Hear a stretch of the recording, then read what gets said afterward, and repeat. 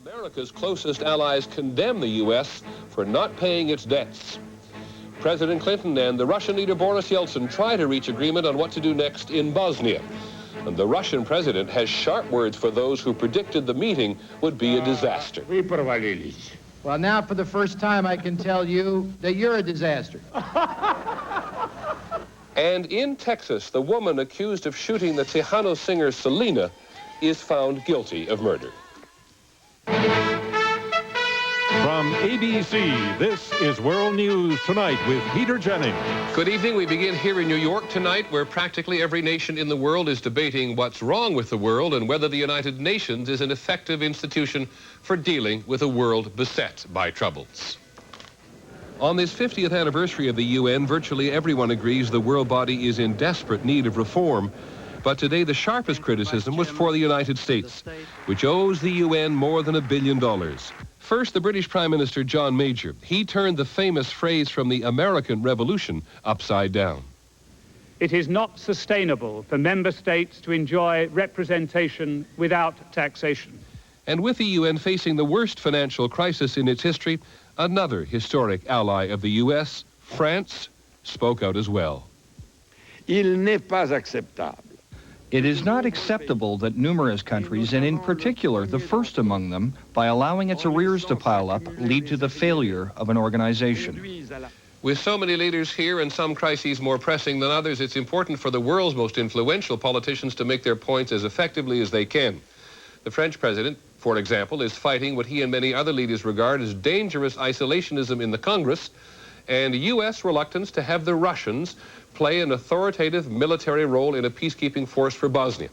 And that was the issue when President Clinton and Boris Yeltsin met at Hyde Park, New York, today. Their meeting was focused on one issue, that thorny question of how Russia could participate in a peacekeeping force in Bosnia. The U.S. wants Russia involved, but insists such a force must be under NATO command, and Yeltsin said just yesterday his forces would serve only under UN command. After an hour-and-a-half one-on-one meeting and more talk over lunch, the two leaders emerged to say, as President Clinton put it, "We made some progress, and we agreed that our representatives, Secretary Perry and Minister Grachev, would continue to work on this in the coming days, literally in just a matter of days." That was not nearly a glowing enough assessment for the unpredictable Yeltsin, who proceeded, as he has before, to simply take over the event. He lectured the press corps for its negative view of the summit's prospects. And this is all due to you. And if you looked at the press reports, one could see that what you were writing was that today's meeting with President Bill Clinton was going to be a disaster. Well, now for the first time I can tell you that you're a disaster.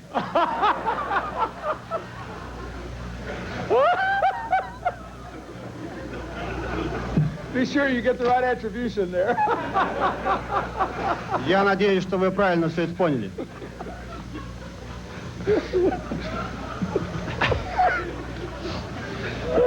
Yeltsin had said this all with a straight face, but with Mr. Clinton nearly doubled over at his side, he couldn't keep from breaking up himself.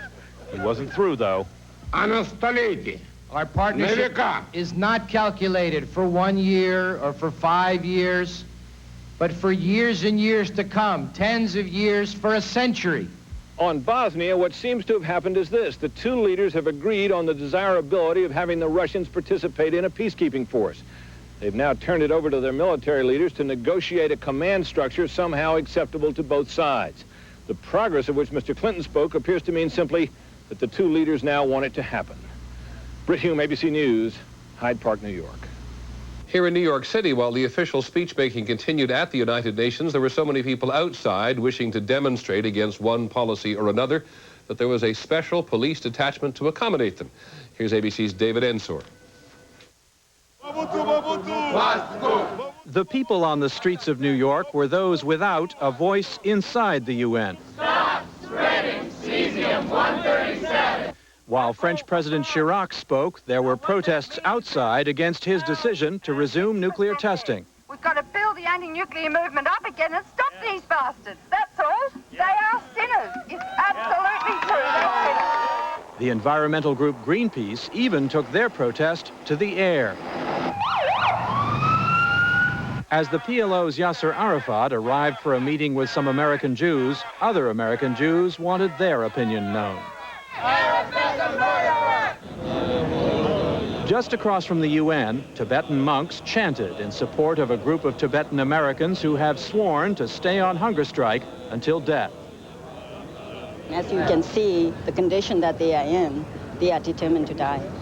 The Tibetan hunger strike had a desperate quality to it, one common to all of those without an official voice inside. David Ensor, ABC News at the United Nations.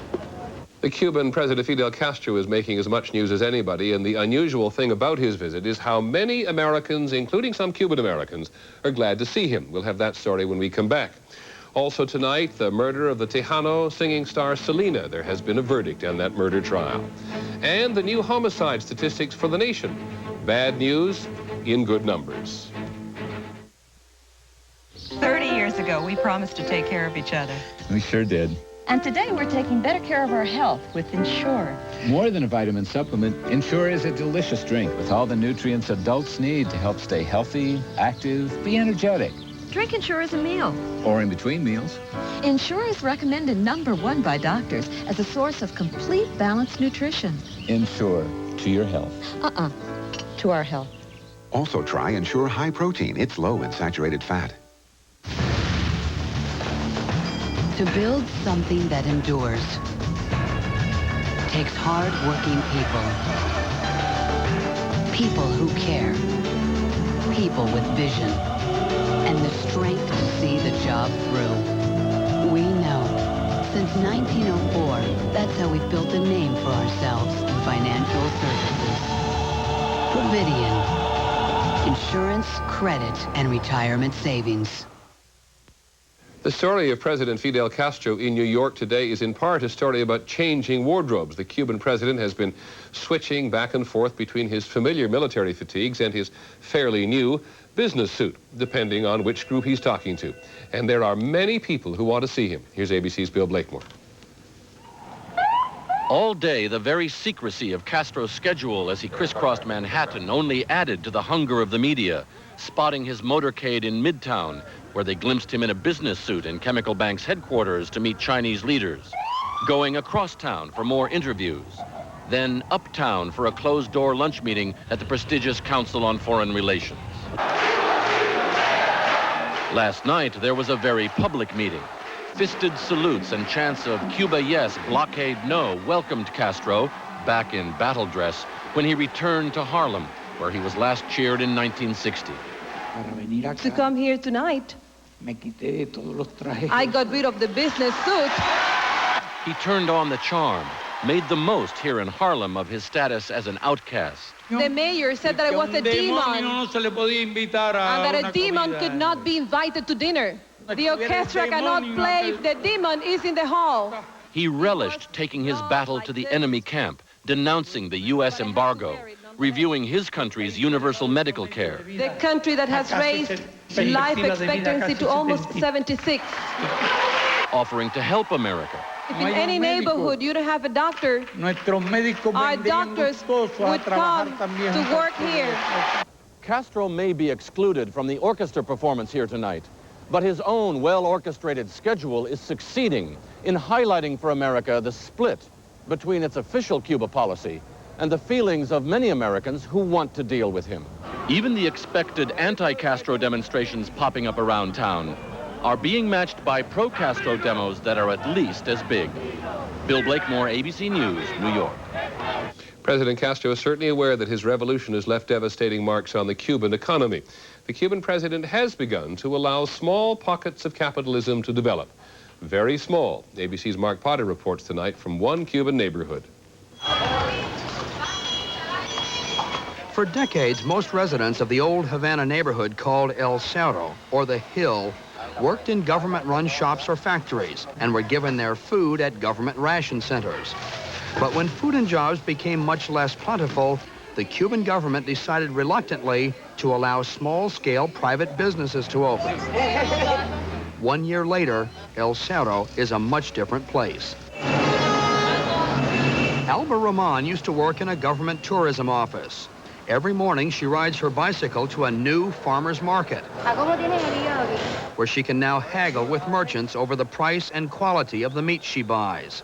She then returns to the tiny restaurant she opened on her front porch and prepares a variety of meals for her customers. Alba Roman is now her own boss. It's not just about making and selling food, it's the way in which you do it. And everyone around here says I'm the best. When her customers need their bicycles fixed, she sends them a few doors away to Jose Avila. Before opening his shop, he was a government security guard, making 148 pesos, roughly $6 a month. Now he earns that in less than a week. I'm much happier, because I see myself making progress. Not everyone has succeeded. Despite the fancy sign, this repair shop failed because the owners couldn't find enough spare parts. Even though these businesses are very small, they are licensed, taxed, and strictly controlled by the Cuban government. Only individuals or their direct family members can open businesses, and they're not allowed to hire anyone else. Which means only Alba Roman can wait tables here. Only Jose Avila or his immediate family can fix tires in his shop. It's only a touch of small-time capitalism. Cuban officials want to make sure it doesn't get out of hand. Mark Potter, ABC News, Havana. One of the most closely watched murder trials in just a moment. Is this getting serious? I think so.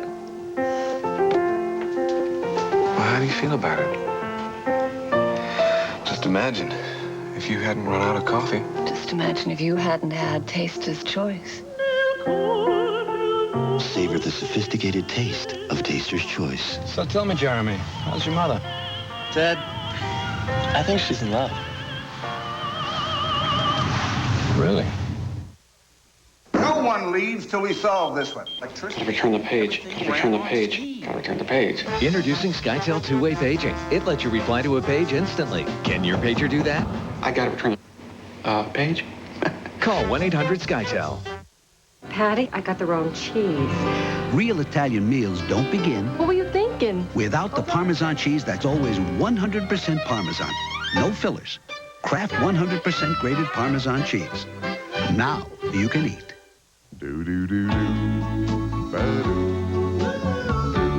Louis, our oldest girl, she broke her neck in a car accident. Now she's having fun with her daughter's wedding. It's been wonderful since the surgery. I don't have to think about my neck anymore. I got Aflac through work. When you need it, it's a blessing. Aflac covers the unexpected costs of getting better so you can get on with life. I think she's too young. I think they're ready. It's fine with me. I just want a room. How would your dentist recommend you clean your teeth? The Braun Oral-B Plaque Remover has been clinically proven to clean teeth better than a manual toothbrush.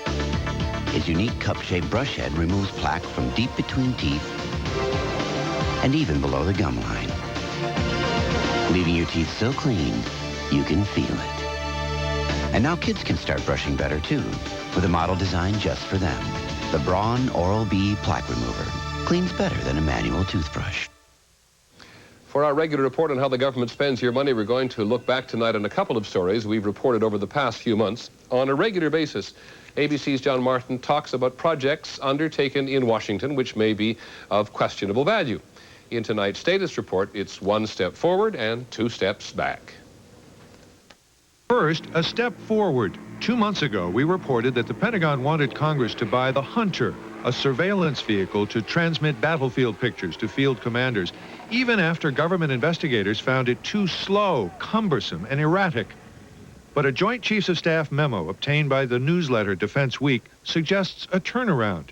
Written just 10 days ago, it says the JCS strongly recommends termination of the Hunter program.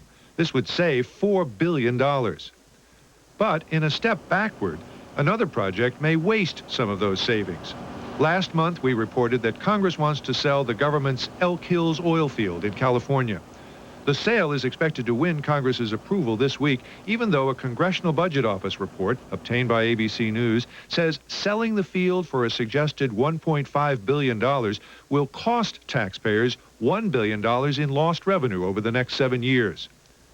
And taxpayers could lose more money in the effort to do away with student loan reforms. When we looked at the program 2 years ago, it was losing billions of dollars to students like this woman who had defaulted on her loans. The loans go through private banks and lending agencies. This one is called Sallie Mae, which have little incentive to collect the money because the government guarantees repayment. To cut down on the number of defaults, President Clinton came up with a plan to lend the money directly to students. But late today, the Senate Budget Committee voted to drastically curtail the president's direct lending program. Late this week, the House may vote to kill it altogether. This would add an estimated extra cost to keep private agencies in the school loan business of $4.6 billion over the next 7 years. That's your money. John Martin, ABC News, Washington. In some presidential politics tonight, the first candidate to quit the Republican race, California Governor Pete Wilson, has endorsed Senator Bob Dole. In something of a dig at Colin Powell, who's not in the race as of now, Wilson calls Senator Dole the best general to lead Republicans into battle against President Clinton. On Wall Street today, the Dow Jones Industrials lost more than 39 points to close at 47.55. The trading was moderate. On the NASDAQ market, stocks lost 2.5 points. Back in just a moment. World News Tonight with Peter Jennings and Your Money are brought to you by the companies of the Travelers Group. Some people see the world of financial services as it is. Others see it as it can be. Bolder, more creative, easier and faster to travel. Able to offer new products and services by combining the best thinking of the best minds in investing, insuring, and lending. The new Travelers Group. Share the vision. Travelers Group. You know, there's nothing more fun than a vacation at sea. You can lounge in the fresh air, visit romantic ports, enjoy fine dining, great shows, pampered service. I love it here. There's so much to do. Holly, Hal, hi, Kathy. Hi, Richard. What are you doing here? Having the time of my life. Oh. Yay! If my friends can't see me now. Take a 3-, 4-, or 7-day vacation on Carnival, the most popular cruise line in the world. I love this ship. What should you do when a simple anti-wrinkle cream is no longer enough? Look for the most advanced products. L'Oreal has created Plenitude Revitalift, double performance anti-wrinkle plus firming care. With Pro Retinol A, Revitalift reduces the appearance of wrinkles. Your skin will look smoother. With Paralasto, Revitalift increases skin's firmness. You'll see firmer skin. See results in just 1 week. New Plenitude Revitalift from L'Oreal reduces the signs of aging. It is where the lofty atmosphere of most luxury cars is left behind.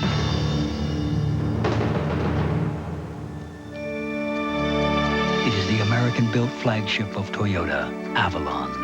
Combining refined performance, comfort, and Toyota's unparalleled reputation for quality, Avalon delivers the greatest luxury of all, peace of mind. Avalon. Experience the tranquility. There are some new statistics published today about murder in America. Throughout the 1980s, the murder rate increased 5% every year. In the 1990s, it has been going down. Unfortunately, as ABC's Lisa Stock reports, there is another side to the figures. The number of homicides in 1994, according to the National Center for Health Statistics, was 23,730, down from over 25,000 in 1993, a drop of nearly 7%. Police credit extra patrols in high-crime areas. At a government-sponsored conference on preventing violence, the vice president pointed out the news is not all good.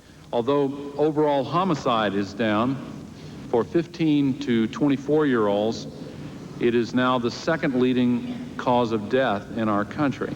Not only are young people often murder victims, according to the Justice Department, they are also often the ones committing murder. In 1992, over 3,200 juveniles were arrested for homicide, more than double the number in 1985.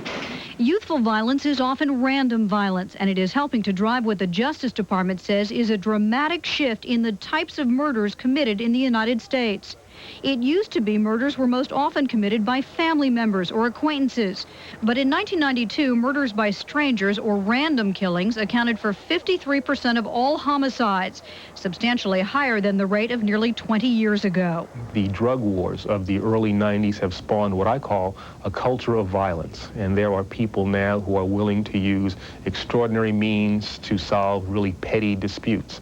Experts say this type of random murder is much more difficult to investigate. Nationwide, only 65% of murders are solved now, down from 91% 3 decades ago. Lisa Stark, ABC News, Washington. One of the most closely watched murder trials in the country has ended in a verdict today. Yolanda Saldivar was found guilty of the murder of the Tejano singing star Selena. The trial lasted less than 2 weeks. The decision was very swift. Here's ABC's John Quinones.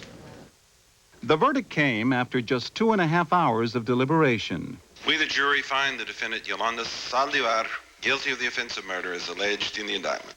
Yolanda Saldivar, once the president of Selena's fan club, wept as the verdict was read. Outside the courtroom, the Tejano star's fans cheered and honked their car horns in celebration. Selena was adored by millions of fans. She was the queen of Tejano music. Last March 31st, the singer went to this motel in Corpus Christi to confront Saldivar about discrepancies in the fan club's financial records. The two women argued, and Saldivar then shot Selena in the back. In her last words, the singer uttered the room number where she was shot and named Saldivar as her assailant. The killer then held a SWAT team at bay for the next 9.5 hours. Tape recordings of her talks with police in which Saldivar claimed she'd shot Selena accidentally were the most gripping moments of the trial. But in the end, the jury sided with the prosecution and Selena's family, who had claimed the shooting was intentional. Does a guilty or not guilty verdict matter to you? Well, at the end of the day, nothing's going to bring my daughter back. John Quinones, ABC News. When we come back, the United Nations. Even on its bad days, where the United Nations gets it right.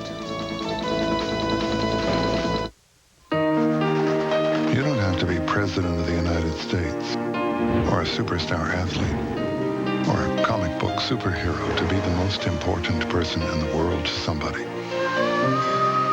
At Cigna, we offer life, accident, and disability insurance, so you can take care of and protect your family. But isn't that what being a superhero is all about? Cigna, a business of caring. Hey, here's something delicious that has the flavor of fruit, not fat. A low-fat, chewy granola bar from Nature Valley. It's like finding a candy bar with the flavor of fruit, not fat. Just look here in Nature Valley. This is steel wool on a typical scratch-resistant lens, and this is a Dura lens. No other plastic lens is more scratch-resistant. Great. Only LensCrafters has them, and even these will be ready in about an hour. It's a nice fit. New DuraLens, only at LensCrafters. Sarah has diabetes, but thanks to a medicine developed by Eli Lilly and Company, she's doing just fine. Today, Lilly is doing more than ever. By collecting, analyzing, and sharing information from around the world, Lilly keeps healthcare professionals up to date with more effective ways to help their patients like Sarah live healthier, more active lives. Eli Lilly and Company. Knowledge is powerful medicine. I'm Steve Dunn. Coming up on Channel 2 News at 6:30. Good news if you're into bicycling. Find out why a national magazine says Portland's perfect for wheeling it. And we'll take you down under the streets for a rare look at light rail construction. It's all next. Finally this evening, the United Nations we do not often see. It does seem that whenever the UN makes headlines, it is usually because one of its missions has gone spectacularly wrong. But there is another side to the UN story, and here's ABC's John Donovan. If any single day demonstrates the weakness of the United Nations, it was last July 11th in Bosnia, the day that UN troops lost the city of Srebrenica to Bosnian Serbs, a city the UN had declared a safe haven. Without firing a shot, the UN went into a full retreat, truckloads of women and children in tow. It was a day of disgrace for the United Nations and what it stands for, peace. Place names like Bosnia or Somalia, these have become labels for spectacular United Nations failures. But less often talked about are all of those places where the UN gets it right. And that's all over the world, every day. July 11th, for example, the same day that Srebrenica fell, 2,653 people at the border of Afghanistan crossed back into their own country. They were among more than 3 million Afghans who have returned home thanks to the UN almost 16 years after the Soviet invasion of Afghanistan. The UN helps these people start up their lives again in their old homes. Afghan soldiers clear the villages of mines, while UN instructors give classes on how to avoid getting hurt. They also teach new skills: typing for men, weaving for women. Among the UN staffers in Afghanistan on July 11th was Daniel Bellamy. We are a kind of guarantee for the returnees. We are a guarantee for their rights. July 11th in China was another routine day at a UN-sponsored clinic administering polio vaccine to children. The goal is to stamp out polio there by the year 2000. Worldwide, the UN assists in healthcare for people in more than 160 countries. In the Gaza Strip, the UN was laying down sewer lines on July 11th in the Palestinian refugee camps it has supported since 1948. It was also picking up garbage, 77 tons. And at the UN summer camp, the grown-ups were putting on a play. 15,000 kids attend these camps each summer. And finally, Mozambique. July was the tail end of a UN operation that brought home 1.6 million refugees of a long civil war. Andre Francisco ran with his pregnant wife in 1986 when they heard that soldiers were killing teachers. Without the UN, he says, we wouldn't be alive. We'd be dead because the government couldn't feed us. This week back in the village, Andre's neighbors are settling in, feeling at home again. The UN has dug a new well in the village and is still providing food for some people, but far fewer than last year, because families like Andre's are getting back on their feet again, working the land. Srebrenica was a bad day, and the kind of mission where the UN seems to get into trouble. But it is not the whole story of the difference the UN can make in so many places every day. John Donvan, ABC News, New York. That's our report on World News Tonight. Later this evening, Nightline will take up the same subject as supporters and critics debate the relevance of the UN on its 50th anniversary. I'm Peter Jennings. We'll see you tomorrow. Have a nice evening. Good night.